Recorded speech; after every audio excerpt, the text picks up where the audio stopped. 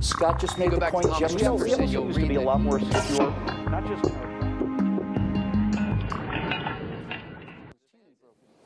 You know, my friends, sometimes we do things that we're not proud of. And naturally enough, we'd like to keep such events quiet, if not secret. But if we're forced to reveal them, just common sense dictates that we should do it in the most inconspicuous manner possible. Now, in the real world, this is called the Friday night news dump. If it's super duper bad news, then that would be the major holiday Friday night news dump. Hey, speaking of things and associations that we're not proud of, you know, it really is quite nice in here. Most people don't realize just how pleasant this studio can be. I've often found that if you look around in here and just don't even think about what's going on or just try to distract people with all kinds of prattle and nonsense, you can get away with murder. Things that you might be acutely embarrassed of or things that you might find really shocking and just generally awful. Just, you know, a little slight, what's that?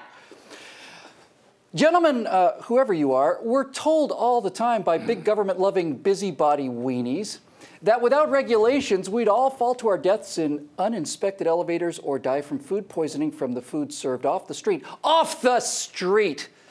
In unregulated restaurants. So, you'd think that regulations would be something the left would trumpet in a blaze of glory. Hey, new regulations, everyone! It's like Christmas. I can't wait to see what they are. But no.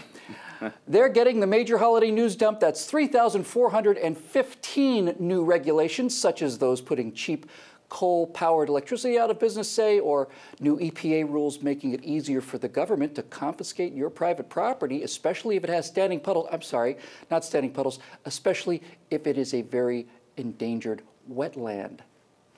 Steve, the way they're releasing these awesome new regulations, I swear you'd think they're almost ashamed of them or something. Bill, you're going about this completely wrong.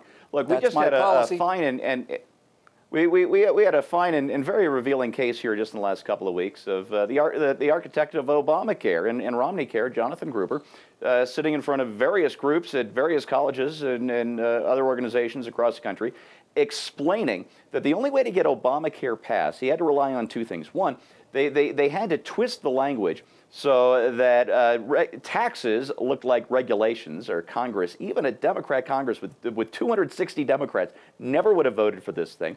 They had to obfuscate that regulations were actually taxes, and they had to rely on what Gruber called the stupidity of the American voter in being ignorant about these things. So this is what we have to do to get good things passed, like Obamacare or like 3,412 or whatever it is regulations. We have to depend on the ignorance and on the stupidity of the American voter, which is why we do things like lie to the CBO and obfuscate to the American people and do Friday news dumps. So really, Bill, this is for your own good.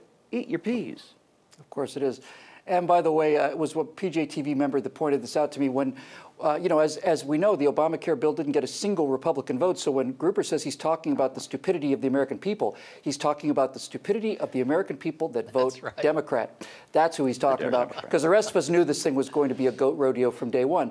Now, Scotty, what does that say about the left really, though? I mean, seriously, in cases like this, or with Grubergate, as Steve pointed out, all the rest, it's like the entire leftist philosophy is really predicated on hiding things from the American people and then lying about the things that they actually do believe that somehow managed to leak out.